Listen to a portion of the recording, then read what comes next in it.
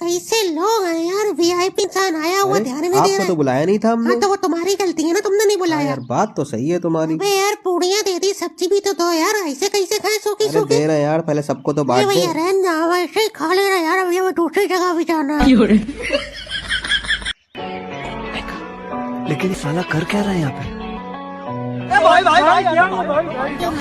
ये कोई शक नहीं, तेरी चेक नहीं, बीबा जट दिया चले। इस बच्चे ने देखिए क्या है ये बेटा, लकड़ी काटने का मशीन। जरा वो पेड़ काट के दिखाओ।